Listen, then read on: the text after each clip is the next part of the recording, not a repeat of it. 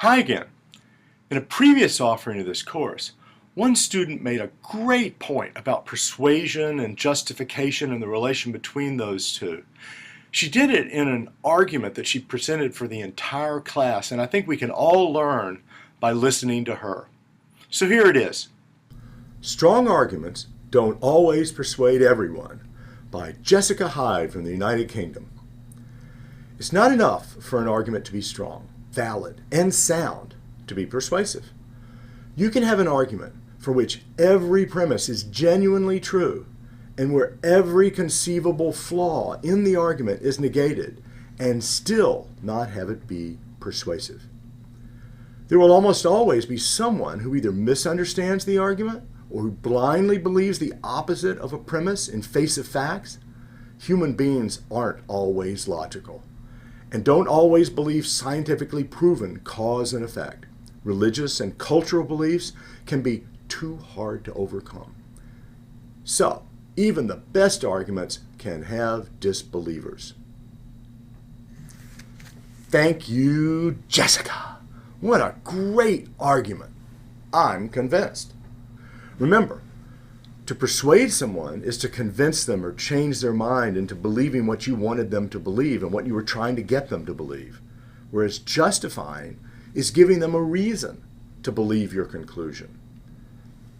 And those are different because, as Jessica argues very well, sometimes people make mistakes. You give a perfectly good argument with perfectly good premises, and it's formulated as clearly as could ever be expected, and yet they don't understand it or they don't believe your premises, and so they're not persuaded.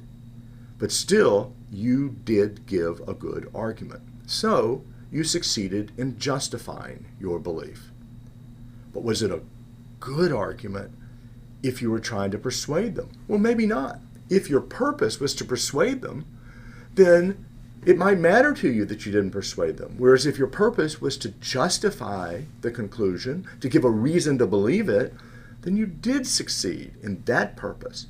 So whether you see it as a good argument or not is going to depend a lot on what your purpose is. But as Jessica points out, sometimes you're going to want to persuade, and it's not always going to be easy to turn an argument that justifies and gives a good reason into one that persuades. That is going to depend on making sure that they do accept your premises and that they do understand your arguments. And that's yet another trick that we haven't discussed perhaps as much as we should have. And we learn another lesson from one of the student comments on Jessica's argument. Here it is. From Judith. I think Jessica has opened a very interesting discussion with her argument. Thank you, Jessica. I appreciate that. We do too. What I'm learning is the purpose of an argument is to state with clarity and some degree of certainty an opinion or point of view. A valid, strong, and sound argument in and of itself may never persuade or convert anyone to adopt a different way of thinking. So what? What a strong argument does is communicate clearly what one thinks and why they think it. So I guess the benchmark of success for many arguments is not complete persuasion, but is how clearly one is understood. If someone's intent is to blindly refute everything, that's not an intellectually honest engagement. I've found that in constructing better, more thoughtful arguments, people may not agree with me, but they're far more considerate of what I have to say. And by using much of what we're learning, I'm listening much more intently to other views. Yes, Jessica, many things do defy logic. We just keep trying to do our best. Thank you, Judith. What a great point.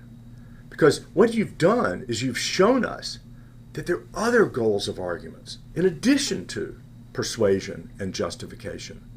The one you mentioned was understanding. Sometimes the point of an argument is not to bring other people over to your point of view, but just to make them understand why you hold the position that you do. You're trying to show them your reasons, even if you know that those reasons are not reasons that they themselves are going to accept. Well, why would you want to do that? As you say, because it makes them more considerate of what you believe and of you. Because if we understand each other and the reasons why we hold our positions, we'll respect each other more and be more considerate. Not always. Of course, there are going to be exceptions. But as a general trend, we're going to get along with each other much better if we understand why we disagree and what reasons we have. The example where this is not working is politics. Everybody knows that politicians just yell at each other and don't really listen to each other. They just scream out what's going to appeal to their base without thinking about what the real reasons are for the positions they're holding. I think they'd be a lot better off, and we'd be a lot better off, if they were to take Judith's lesson and say, give us the reasons so that we can understand why you're adopting that position. We'll give you our reasons so you can understand why we're adopting our position, and then we can seek a compromise by satisfying the values that we both are most concerned about. And arguments can play a role then in helping us cooperate with each other and live with each other and compromise on the very important issues that we all face. Another lesson that Jessica and Judith have taught us is don't set your sights too high. If your goal is to persuade everybody, you're going to be constantly frustrated because there are always going to be people out there who don't understand your argument or who understand it but are obstinate and refuse to accept your premise no matter how well you argue for it.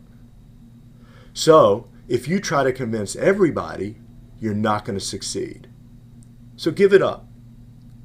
You can't convince or persuade everyone. Still, you can accomplish a lot. You can help them understand you. You can come to understand them. And you can give them good reasons to believe your conclusion. Well, that's a lot. And that can be very important, even if they're not persuaded. And you, if you're justified in believing your conclusion, can have reason to believe that the fault lies with them, not with you, when they don't accept your conclusion. Of course, you probably can't convince them of that. You can't convince them that the fault lies with them, not with you. But still, you might have accomplished your goals if your goals are reasonable. Namely, to increase understanding, to find the reasons for your belief, and to present those reasons in ways that people ought to understand and accept. That's what justification is, and that's what understanding is, and those can be extremely valuable in arguments, even if there's still some people out there who aren't persuaded.